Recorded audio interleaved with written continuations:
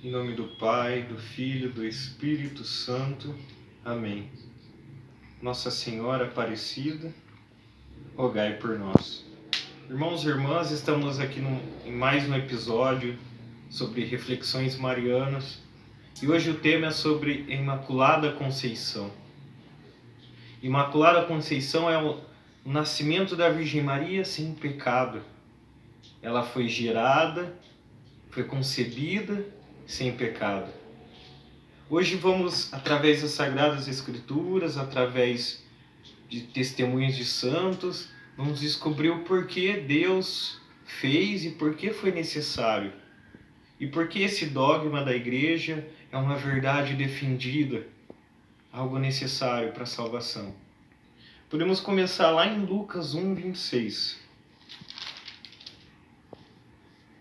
A palavra diz: no 6º mês, o anjo Gabriel foi enviado por Deus a uma cidade da Galileia, chamada Nazaré, a uma virgem desposada com um homem que se chamava José, da casa de Davi, e o nome da virgem era Maria.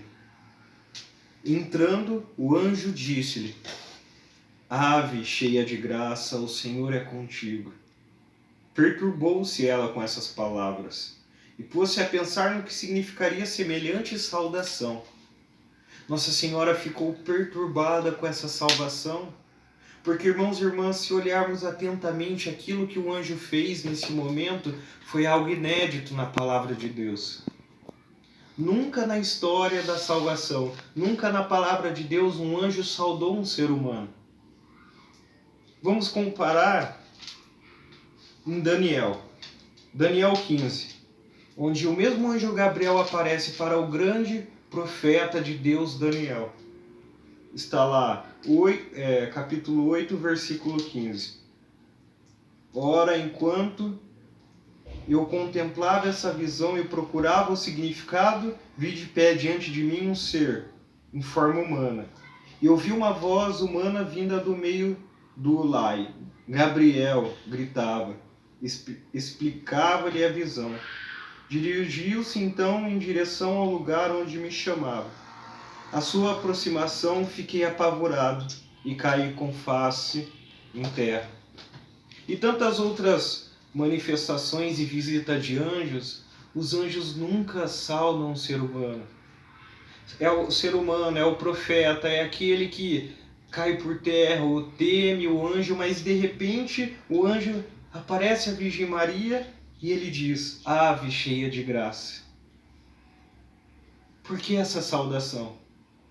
Porque o anjo, podemos até imaginar, se inclina diante dela e a sauda diz: Ave cheia de graça. O anjo viu algo nela extraordinário, irmãos e irmãs. Cheia de graça, plena de graça. A plenitude da graça de Deus nela estava algo muito maior do que havia no próprio anjo. O anjo que habita diante de Deus, quando viu a Virgem Maria, viu algo nela que era maior do que ele. Ali ele a saudou. Mas para isso, irmãos e irmãs, para entendermos melhor essa história, daquilo que Deus fez no coração da Virgem Maria, devemos entender a salvação de Deus para a humanidade. Devemos voltar lá em Gênesis. Eu te convido a pegar sua palavra em Gênesis 3,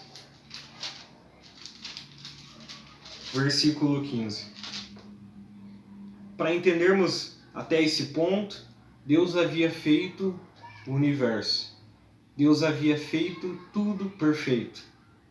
E por final, para coroar a criação, fez o homem e a mulher, Adão e Eva. Só que, irmãos e irmãs, pela inveja, o demônio entrou no mundo e se utilizando de Eva, se utilizando daquela mulher, ele a corrompeu e fez pecar contra Deus.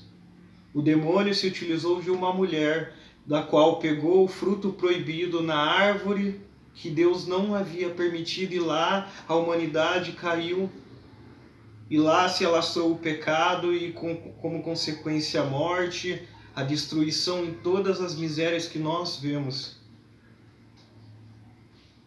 E depois dessa tragédia na humanidade, Deus não abandonou o mundo, não abandonou o ser humano. Deus, naquele exato momento onde o homem escolheu se afastar de todas as graças que Deus havia, Deus promete algo extraordinário. E Deus diz ao demônio, Deus diz isso para a serpente. Gênesis capítulo 3, versículo 15. Diz ao demônio Deus: porém ódio entre ti e a mulher, entre a tua descendência dela. Essa te ferirá a cabeça e tu lhe ferirás o calcanhar. Porém ódio entre ti, demônio, e a mulher, a Virgem Maria. A mesma mulher da qual Jesus diz embaixo da cruz: mulher, eis aí teu filho. A mesma mulher que aparece em Apocalipse, uma mulher da qual dá luz ao Salvador, a Virgem Maria. Então Deus diz: porém ódio entre ti, demônio, e a mulher, entre a tua descendência e a dela, e a descendência da Virgem Maria, Jesus. A salvação viria ao mundo através de Jesus. E todos nós que somos filhos dela. Essa te ferirá a cabeça, a descendência. Jesus irá esmagar a cabeça do demônio. Irá salvar a humanidade. Jesus, lá em Gênesis, ainda Deus faz uma promessa para a humanidade, que trará a salvação através de uma mulher e a sua descendência. Para entendermos melhor e resumir tudo isso que eu falei desse plano de Deus lá no começo, tem um livro de Scott Hahn que fala assim: Cristo venceu o diabo com as mesmas armas que o diabo usou contra nós: uma virgem, uma árvore e a morte. Em vez de Eva, a Maria. Em vez da árvore, do conhecimento, ao madeiro da cruz. Em vez da morte de Adão, a morte de Cristo. Irmãos e irmãs, aqui vemos perfeitamente que Deus, desde toda a eternidade, sonhou com a Virgem Maria e sonhou com a vinda de Jesus. E sonhou com a salvação que o Senhor iria nos alcançar. Por isto ela era necessária, por isto ela foi sonhada, por isto ela foi profetizada. E por isso era necessário ela estar no plano de salvação de Deus. Vemos também, irmãos e irmãs, que além de tudo isso, vemos na Virgem Maria algo de extraordinário. A relação que ela tem com Deus. A relação primeiramente com o Pai. O Pai havia profetizado a vinda dela no Antigo Testamento. O Pai havia escolhido para esta missão a filha preferida. Digo também, irmãos e irmãs, que quando Deus tem uma frase do São Luís, que eu esqueci o nome do santo, São Luís Montfort diz uma frase que resume bem o relacionamento da Virgem Maria e Deus Pai. Deus um dia juntou todas as águas e chamou de mar. E um dia juntou todas as graças e chamou de Maria. Porque Deus Pai a escolheu para esta missão. Quando Deus escolhe alguém para uma missão, o Senhor Deus dá a graça para ela vivê-la perfeitamente. Qual é o tamanho da graça que Deus deu à Virgem Maria para ser mãe de Deus, Filho? Ser mãe de Jesus. Da qual São João Batista, sendo o maior profeta de todos, de acordo com Jesus, disse que não era digno nem de amarrar os sapatos de Jesus. Ela foi mãe dele. Também a relação que ela tem com Deus Filho. Deus Filho, Jesus sendo Deus, quis viver e fazer plenamente o mandamento do qual Ele mesmo diz para nós: honrar pai e mãe. Jesus honrou a sua mãe de uma forma extraordinária, acumulando de graças e permitindo que ela fosse plenamente a sua mãe. A relação que ela tem com Deus Filho, gerando em 9 meses seu ventre, vivendo com Ele em todos os momentos mais importantes da nossa salvação, do nascimento de Jesus, da sua crucificação e morte, e de Pentecostes. Lá estava ela junto. Lá estava ela junto. E a relação dela com Deus Espírito Santo.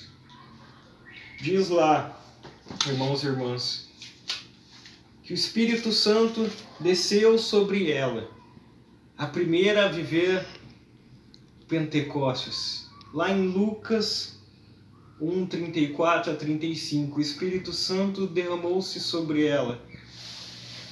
A relação que ela tem com o Espírito Santo, porque o Espírito Santo, através dela, por ela, fez a sua maior obra, que é Jesus.